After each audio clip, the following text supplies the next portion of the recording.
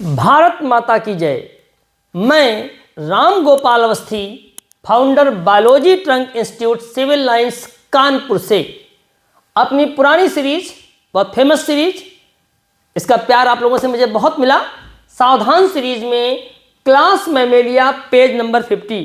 तो page number 50 chapter आपका जो 4th चैप्टर है एनिमल किंगडम, उसमें क्लास मैमेलिया एनसीईआरटी से कितना पढ़ना होता है और आप लोग अनजाने में कितना पढ़ लेते हैं।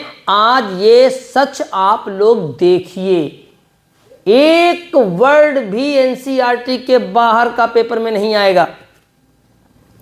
तो क्लास मैमेलिया में 1 2 3 4 5 6 7 8 9 10 लाइन्स दी गई हैं।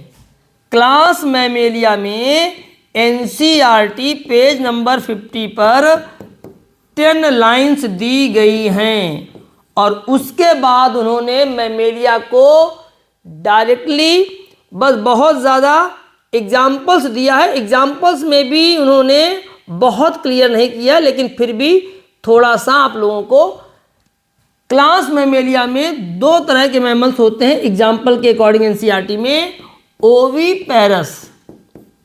ओवीपैरस मैमल, ऐसे मैमल जिनकी फीमेल्स अंडे देती हैं, एग लेइंग होती हैं, और दूसरे मैमल होते हैं विविपैरस, ऐसे मैमल जिनकी फीमेल बच्चे पैदा करती हैं, यंग वंस बर्थ करती हैं।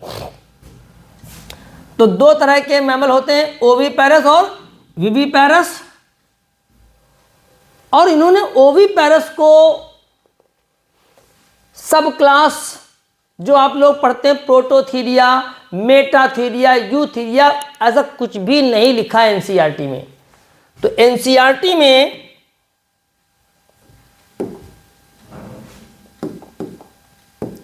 एनसीईआरटी में मैमेलिया आप लोग एक बार ध्यान से देख लो क्या पढ़ना है आपको और कहाँ से क्वेश्चन फंसेंगे, ये सब आप लोग देख लीजिए। तो एनसीईआरटी में आपको जो मैमेलिया है, मैंने बताया 10 लाइन्स हैं। तो मैमेलिया में पहला पॉइंट, फिर सेकेंड पॉइंट, जो लाइन पकड़नी होती है, जैसे उन्होंने एनसीईआरटी में लिखा हुआ है कि the most unique mammalian characteristics, most unique मतलब कह रहे हैं मैमेलियन का सबसे यूनिक, मोस्ट भी लगा दिया है। एक होता है unique, most unique characteristic,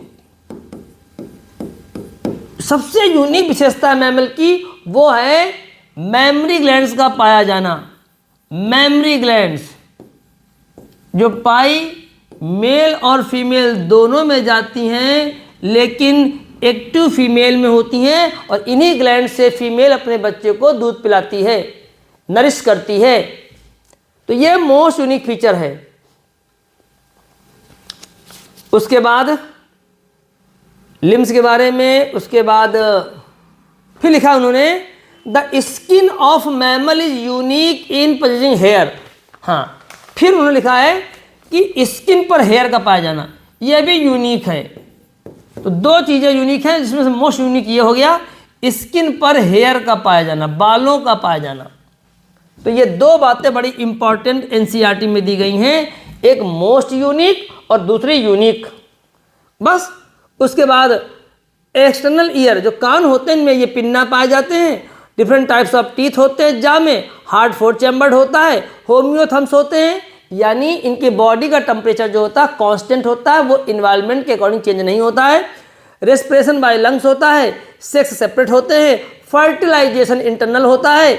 viviparous with few exception लिखा है, लास्ट लाइन लिखी है कि विविपैरस होते हैं लेकिन कुछ अपवाद भी हैं, एक्सेप्शन भी हैं। और उसके बाद उन्होंने क्या दे दिया है, एग्जाम्पल दे दिया है। ओवीपैरस में एग्जाम्पल उन्होंने सिर्फ एक एग्जाम्पल दिया है। तो एक्चुअल में एग्जाम्पल में, तो एनसीईआरटी में जो एग्जाम्पल है उसी में 2 तरह के मैमल उन्होंने अलग कर दिए हैं, ओवीपैरस और विविपैरस। बस अब देखिए हम लोग क्या क्या पढ़ लेते हैं। ओवी पैरस में सब क्लास आती है प्रोटोथीरिया। ठीक है, बता दो बच्चों को, कोई दिक्कत नहीं है, मैं कोई खिलाफ नहीं हूँ, बताइए प्रोटोथीरिया। वीवी पैरस में 2 आते हैं, एक मेटाथीरिया, इसमें भी फीमेल बच्चे को ही जन्म देती है लेकिन इमेच्योर बेबी को, और एक आते हैं हम लोग यूथीरिया जिनमें मेच्योर बेबी। तो कुल मिलाकर के क्लास मैमेलिया की 3 सब क्लास हो गई, प्रोटोथीरिया, मेटाथीरिया, यूथीरिया। हालांकि और डिटेल में जाओगे, जब कभी सीपीएमटी में हम लोग पढ़ाते थे तो प्रोटोथीरिया और थीरिया, और थीरिया में फिर 2 मेटाथीरिया और यूथीरिया। तो बस इतना लिखा हुआ है। अब एनटीए अपने पेपर में बस ऐसे ही क्वेश्चन पूछ लेगा। अब आप प्रोटोथीरिया के सारे कैरेक्टर पढ़ेंगे, ठीक है। अब आप प्रोटोथीरिया के कैरेक्टर पढ़ेंगे, ये पढ़ाए गए होंगे। ऑर्डर क्या होता है ये पढ़ेंगे, उसके एग्जाम्पल्स में भी बहुत सारे जीनस आते हैं वो पढ़ेंगे। तो भैया ये सब नहीं पढ़ना है आपको। फिर आप पढ़ेंगे मेटाथीरिया, जिसमें कंगारू आता है। एनसीईआरटी में एग्जाम्पल जो है कंगारू का ही दिया गया है, मैक्रोपस कहते हैं कंगारू को। मेटाथीरिया में आप कैरेक्टर पढ़ेंगे, सारे एग्जाम्पल्स पढ़ेंगे, बहुत सारे एग्जाम्पल्स, अपोसम और न जाने क्या क्या। उसके अलावा उसका ऑर्डर पढ़ेंगे।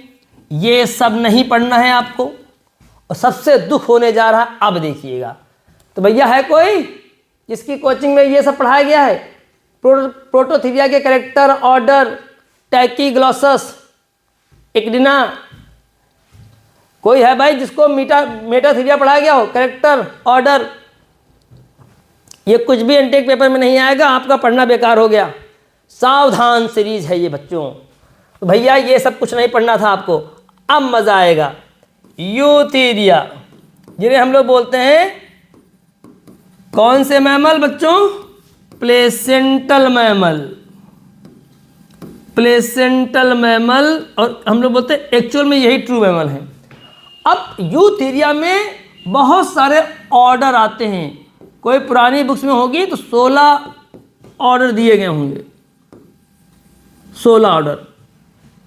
जैसे प्राइमेटा, कायरोप्टेरा, जिसमें चमगादड़ आते हैं, बैट्स आते हैं, उसका ऑर्डर होता है कायरोप्टेरा।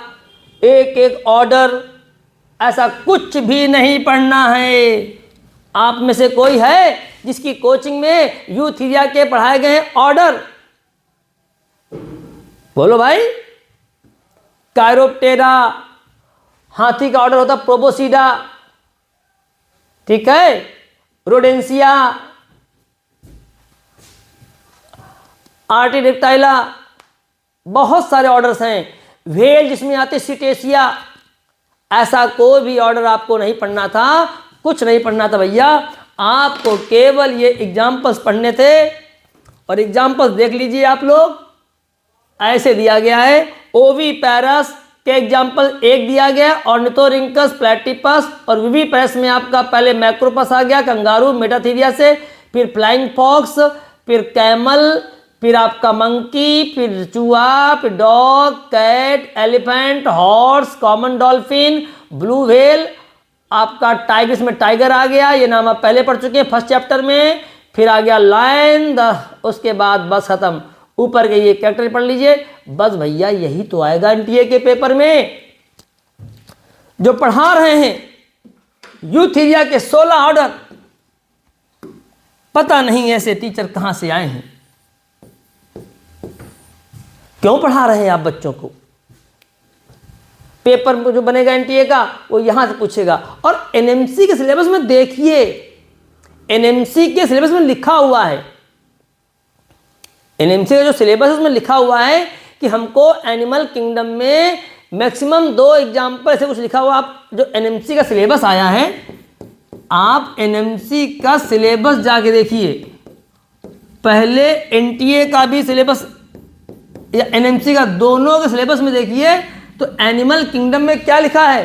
किसी भी फाइलम का क्लासिफिकेशन नहीं पढ़ना, इस पर मैं वीडियो बना चुका हूं। क्लास, सब क्लास, ऑर्डर तक लोग पढ़ते हैं। भैया सावधान होइए, सचेत होइए।